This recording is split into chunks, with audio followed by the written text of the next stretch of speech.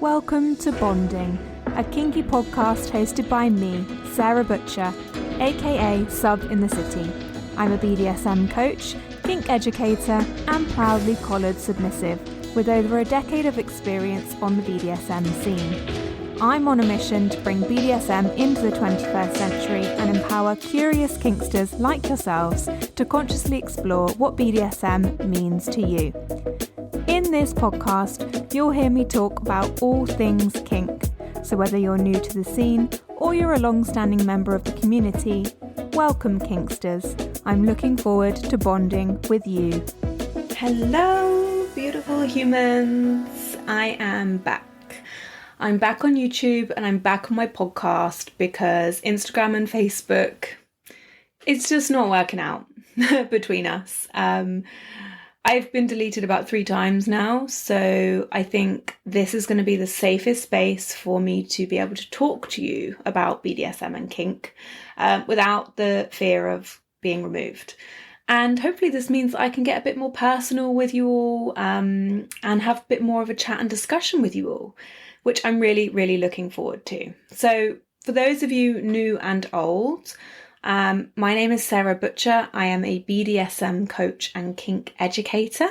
I am also a proudly collared submissive, and my goal really is to help you consciously explore what BDSM means to you, because it ultimately is something different for everyone. We all have our own unique experiences, and my role is to guide you on that journey and those experiences to make sure that you are having the best possible time.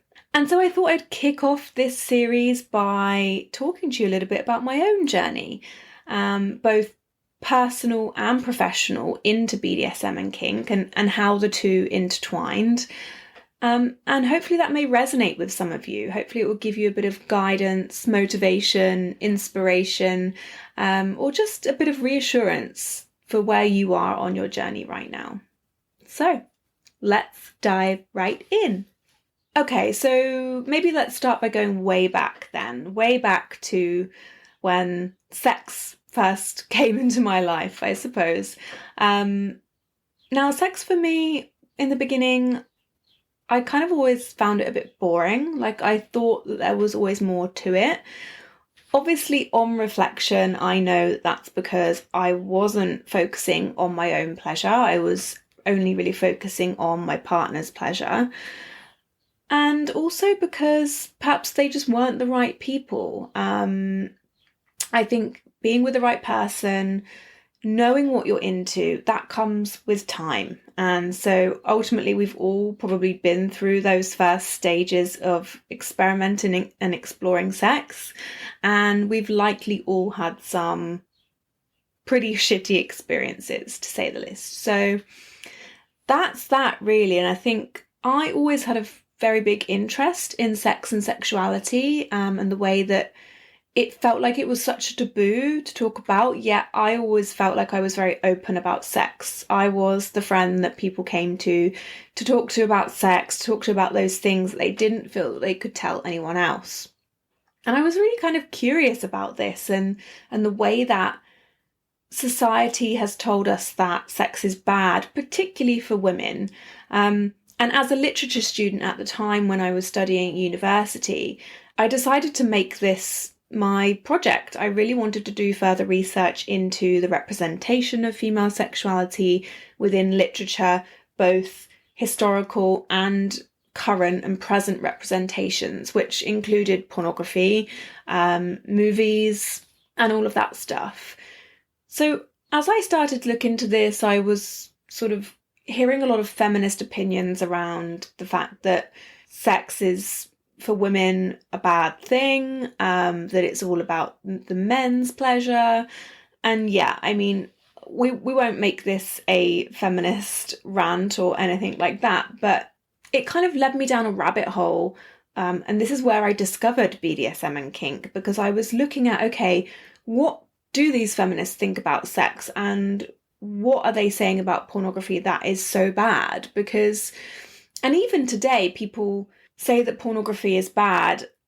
I really don't agree with that. I mean, I think that porn can be great inspiration but not education. I think that's the main difference that we need to be aware of, that you can watch porn to maybe understand your fantasies and get inspiration for things that you want to create or do in your own sex life. But we have to understand that it is fiction. We only see what's presented in front of us on screen. We don't see the behind the scenes. We don't see the preparation, the communication that goes into it. And of course, we shouldn't be solely relying on pornography, because if we are, then that's a whole other issue. But I really don't think that it is such a bad thing. So all of this demonization of porn, I think ultimately we all have a choice. And if you want to include porn as part of a healthy sex life, then by all means, go ahead. Anyway, I digress. It led me down this rabbit hole of looking into BDSM and kink. Now, I had never really come across this before. I had never really known much about BDSM and kink. And I read a novel, which is a great novel, called The Story of O by Pauline Riage. It was originally a 1950s French novel. And I think it was banned for a period of time as well because of the content in it. But it's essentially about a female submissive's journey into slavery. I won't go into the story too much. You can go and research it or read it yourselves. But I do highly recommend it, particularly if you're interested in dom-sub dynamics. For me, it kind of awakened my desire to be submissive. I was reading it thinking, wow, this is really dark stuff, but why am I enjoying it? So for me, as this sort of started to awaken my understanding of what some of my sexual desires might be, I did feel a lot of shame or confusion, like I shouldn't be enjoying this, because again, that's what society tells us, that particularly for women, you can't be submissive because, that's when we're then putting ourselves in that weaker position. I mean, little did I know that there was so much more to BDSM and kink than just females being submissive and men being dominant. And that obviously came throughout my own journey of discovery. So anyway, during this research, I wrote a lot about whether pornography and sexuality was liberating for women or whether it wasn't, and talked a lot about choice and free will and the fact that entering into a dom-sub dynamic or BDSM dynamics is ultimately a choice. Again, I think a key word here is that whatever you do within your sex life, as long as it is a choice, it's between consenting adults, then there really is nothing wrong with that. And just as I was writing my thesis at the time, the book 50 Shades of Grey had come out. So I was actually one of the first people to write academically about this piece of, can we call it literature? I don't know. I don't think so. I'm a bit harsh on the book and the movie, not just because of its representation of BDSM and kink, but because of the way that it was written as well. I mean, that story, again, it's fantasy. We have to remember that. And it certainly opened a lot of people up to the idea of kinky sex. There are a lot of misconceptions within that movie. There are a lot of things that are not factual. So we kind of have to, again, inspiration, not education. Not everything within the book and that movie are true about the world of BDSM and kink, but are some of the scenes sexy? Yeah, I suppose so. And for a lot of you, they will be. And I'm not going to tell you that you can't enjoy that book or that movie, as long as you know that it is just fiction. And you will have your own interpretations and experiences of BDSM and kink that might look nothing like that movie or that book, or for any book for that matter. Let's not just hone in and target 50 Shades of Grey. It's any representation of anything ever in the world is never going to be 100% accurate to how you perceive it or see it. So, as always, take things with a pinch of salt. Take what I'm saying with a pinch of salt. I always say that in my workshops and any piece of content that I'm putting out there. My perspective is only one perspective. So some of the things I say may not resonate with you, and that's okay. And there may be another educator or someone else out there who speaks about it in a way that does resonate with you. So please feel free to take what resonates and leave what doesn't. That's the best part about gaining education, right? Is that we can learn from lots of different sources and take what we need from each of them. We don't have to take one person's way as the only way. So yes, so my first experience or understanding of BDSM and kink was through my studying. I kind of stumbled across it, not really meaning to, and it really just opened up this whole new world for me. Everything kind of started clicking into place, like the reason why I wasn't really enjoying sex or that I found it boring.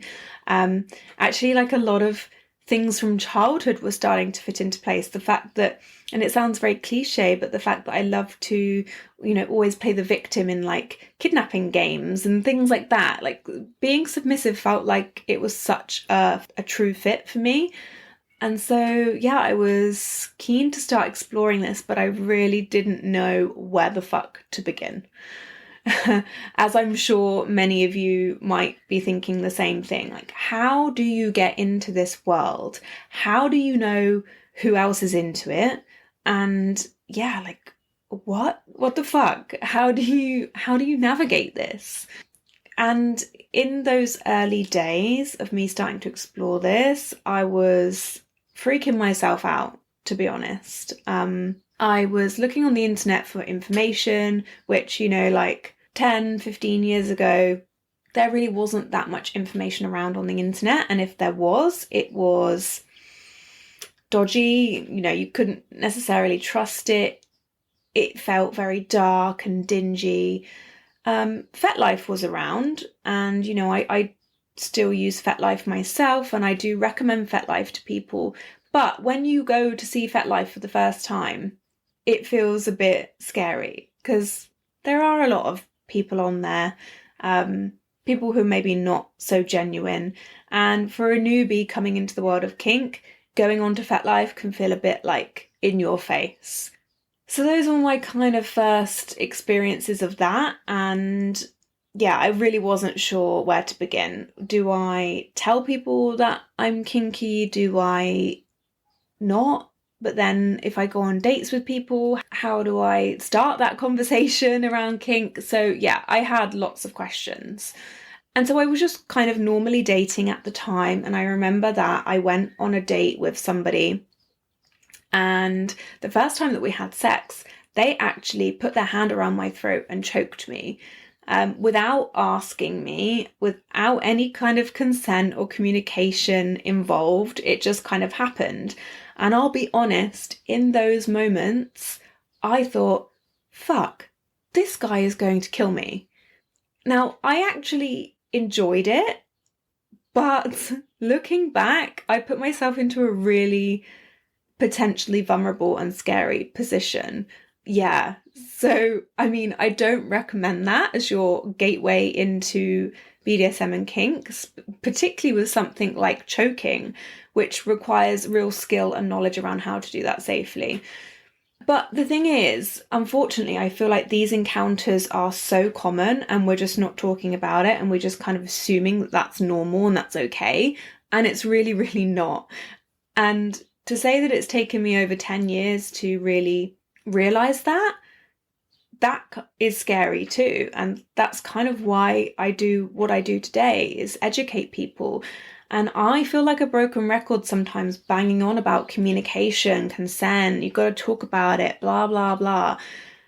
But it's so fundamental and foundational to creating kinky experiences that are going to be pleasurable. Anything outside of that, yeah, you're playing a risky game, I would say, particularly as a single female, new to the scene, new to exploring these kind of things. It can be so tempting to just go along with what the other person is saying, particularly if they're dominant. And I think this is something that I encountered in my early days, was that I was very much in a state of sub-frenzy. So sub-frenzy is essentially where a new submissive has an overwhelming desire to experience submission. And so they will go and experience things, even if that means putting their own safety at risk. I can only see now, looking back and reflecting on my experiences, that I was in sub-frenzy, because, I mean, dating is hard as it is, right? Online dating is hard as it is, let alone being kinky and really wanting to come out of your shell and explore your desires, wanting to have great sex. It was frustrating because I could never find anyone whose desires really aligned with mine. And if I did, or perhaps it could be because that communication wasn't there. I think that's one piece that was missing for a long time. And so what happens there is that leads to people potentially taking advantage of you, or you kind of putting yourself in a situation where you're only going to have a mediocre experience because you're not fully able to communicate what you want and what you need. That's kind of what my experience was like. I remember going on many Tinder dates many moons ago, and on a first date with one guy, he brought a whole bag of toys with him, like a big bag of rope and cable ties and all of this kind of stuff. And you'd think that would be a red flag to me. I mean, I would certainly say that that's a red flag now, that you don't assume that you're going to play with someone on the first date. You need to create that connection first of all, and know whether you can kind of trust that person before you start even considering having sex with them, let alone bringing a whole bunch of toys into the mix. But did I listen to that? No, I didn't. We ended up having some experiences and it wasn't good. I actually ended up getting really badly injured because I was tied up and I was not being spotted correctly by this person, so they were not keeping an eye on me while I was restrained. I ended up hitting my face on the bed frame and busting my lip, black eye. It was really bad. And, you know, I don't want to blame that all on this person. While it was their responsibility in that moment, I also have a responsibility to myself to communicate my needs first. So sub-frenzy can do that. It kind of put you in positions where you're not looking out for yourself first of all. You're not trusting your gut instinct. Instead, you're going after these desires because you just want to take what you can get, basically. I definitely learned from that experience as well. And that's why I always tell people, I know it can be really tempting to rush into things because you just want to experience all of the things when you're new. You're like a kid in a candy store and you just want to go and try all of the things. But please, please, please take your time to talk about it first. It's so worth it. And it just means that you're going to have a better quality experience. And that's better to focus on quality over quantity in those moments. That's just one story, but I have many other stories and things and people that I encountered along the way that started to indicate to me, wouldn't it be great if there was better education out there for everyone? And I'm not talking about just the people that I met that needed the education. I needed the education myself. And so this really made me want to do something with this sort of gap in the market, I suppose. Also, I wanted to make it really relatable for people because everywhere that I went, I felt like I wasn't able to connect with the people within the community. Like I didn't feel like I fit in with them. Things like munches that I went to, it just didn't feel like my people. It didn't feel like my tribe. Yet I knew that kink was something that I was into. And I know that I don't typically look like the stereotypical kinky person either. And I was thinking, yeah, I bet that there's a lot of other people out there just like me who don't want to sit in a dark and dingy room wearing leather and latex with a bunch of people that they don't feel they connect with. I didn't feel that was helpful. And so this is where I wanted to try and bring my interest in psychology and the fact that I'm a therapist as well. I really wanted to do something around educating and coaching people to have some really great BDSM experiences and to let people know that they weren't alone and that they could absolutely enjoy a healthy, satisfying BDSM lifestyle without needing to fit themselves into one kinky box based on whatever was already out there on the internet.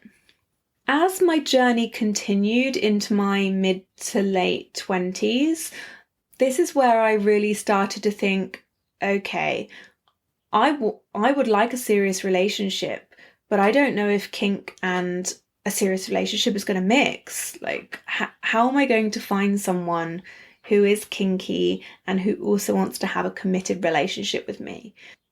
The reason I felt like this is because, well, one, this is what people always told me, was that they don't mix, that actually most people within the kink community are also polyamorous, which I didn't feel like I identified to be poly at that time. I was looking for a committed monogamous relationship, but with someone who also wanted to explore dom-sub dynamics.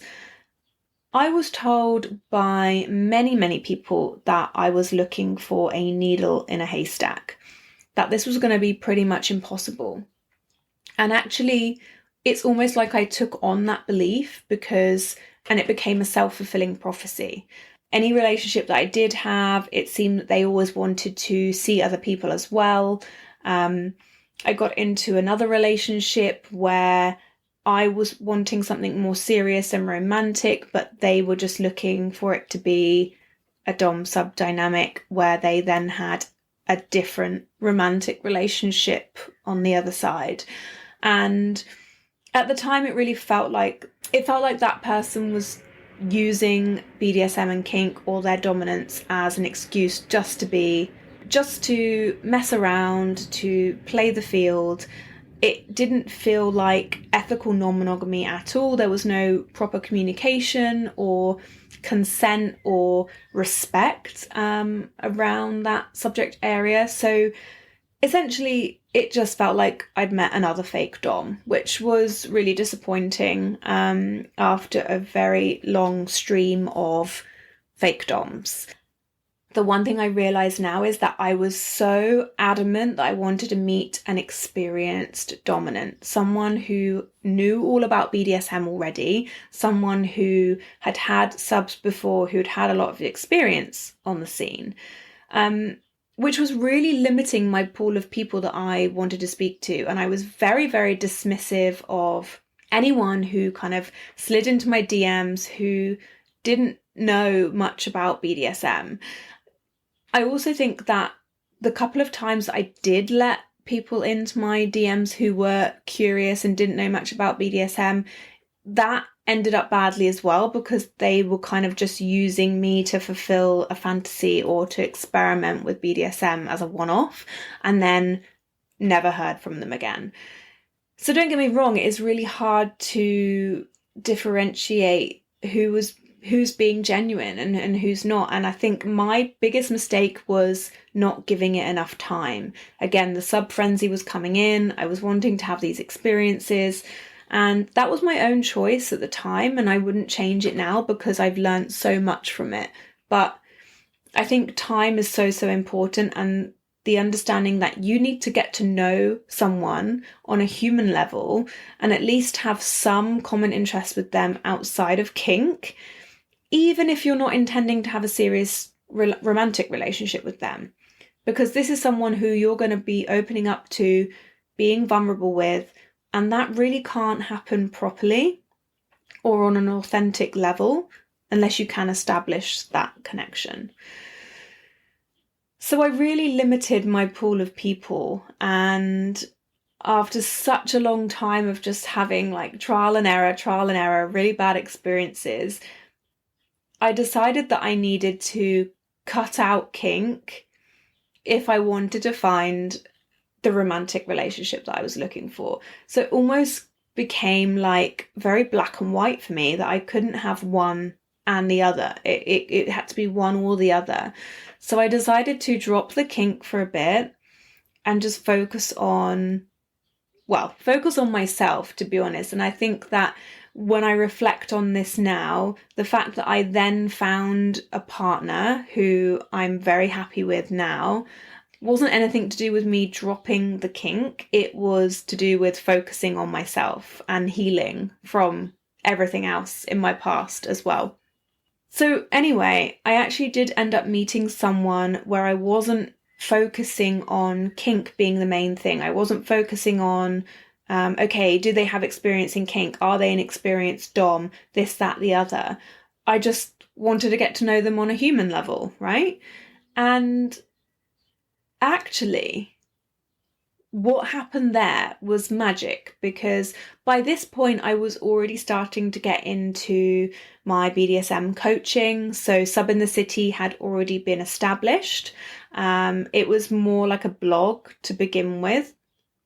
And so when I met my current partner, I told him what I do and what my interests are. And that was that. We didn't then dive into anything right away. He was curious about it. It actually wasn't something that he had that much experience in, but was definitely curious. So I was like, okay, I'm going to be open to this and just see where it goes.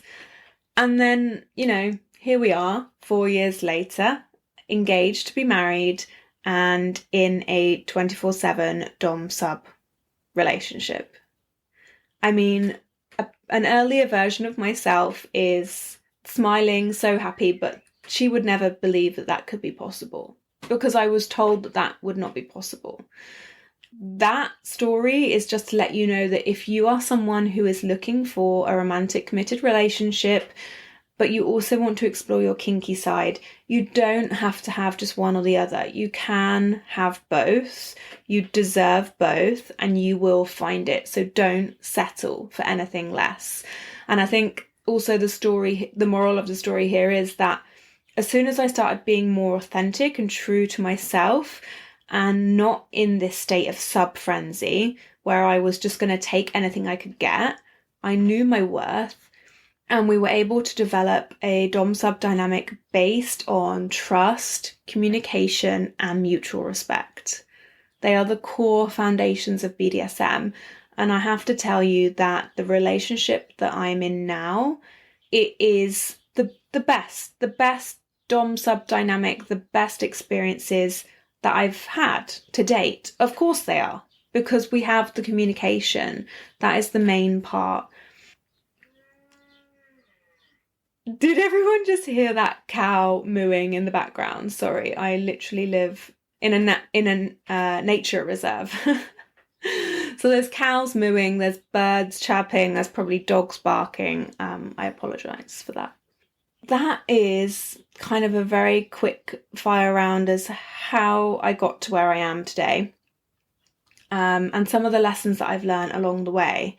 And actually, since being in this relationship, it's only built on my BDSM and kink experiences, both personally and professionally. So yeah, that is where we are today. Some of you have probably met my partner because he's always at my workshops, always at my events, and we're really excited to start doing some more stuff together very, very soon. So working together as a couple to help you as couples integrate your DS dynamic into your relationship in a way that feels authentic to you. So watch this space for that. Because we really have learned so much together. While he didn't necessarily have much experience in BDSM when we first met, one of the things that made him a great dom from the very beginning was being open to have communication and wanting to learn about my desires and his own desires in order for us to co-create a dynamic that works for us. So when you meet someone, if they don't have experience in BDSM and kink, this doesn't necessarily mean that they are going to be bad, not at all. In fact, having that new curiosity and a blank slate can be really such a great thing in building a dynamic that works for you. A good dominant is essentially someone who will take the time to get to know you and take the time to communicate, because it's Dom-sub dynamics are not just copy and paste, so no dynamic will ever be the same. What you have with one person will never be the same with another. So each time you enter a new relationship, you have to go right back to basics and start from the beginning and start learning about each other again. So yeah, we hope to have some new stuff coming in the future to help you on your journey to deepen that Dom-sub dynamic. And yeah, so what we've co-created today is working really well for us. And also I found that there are kinks that perhaps I didn't think I would be into before that I'm into now. And that really just goes to show how safe I now feel in this relationship, and that actually it wasn't necessarily that I don't like those things. It's just that the people that I've interacted with before were not able to create such a safe space for me to really drop into that vulnerability and really surrender, which is what the submissive experience is all about. So that's really special and really, really important that you listen to your gut, trust your intuition, that when you don't feel safe to surrender, that's not necessarily anything to do with you or the fact that you don't like something. It could just be that the person and the environment is not quite right for you. And if you can't have that open communication and really tell the other person how you're feeling, then really ask yourself if that is the right person for you in that dynamic. And so yeah, here we are today. That's my journey to date. And then of course, over the years, Sub in the City has really grown and evolved as well. So on a professional level, I am working with people one-to-one. I'm working with couples one-to-one for coaching, personalized and tailored coaching. I'm running workshops and also events, so social events to bring people together to have that conscious, connected conversation around kink. Lots more to come, retreats, hopefully play parties in the future. But it just goes to show that when you are with the right partner, with that support and that open communication, then things really do just flourish. So if you're in the process of currently looking for a good partner, please don't settle. You will find the right person for you. I honestly believe it. 12 years of Kink Journey. There's lots of other little bits that happened in between, but those are just some of the key things and the key messages that I wanted to share with you. If this has resonated at all, if any of that feels familiar to you, please drop me a comment or a DM or something, and I'm more than happy to chat to you. Thank you so much for listening. I will see you in the next video. Bye-bye. If you enjoyed this podcast, please share it with your friends. And if you want to continue to consciously explore your kinks, be sure to check out my upcoming workshops and events at subinthecity.com/events. Or book your one-to-one BDSM exploratory session with me today at subinthecity.com/booking.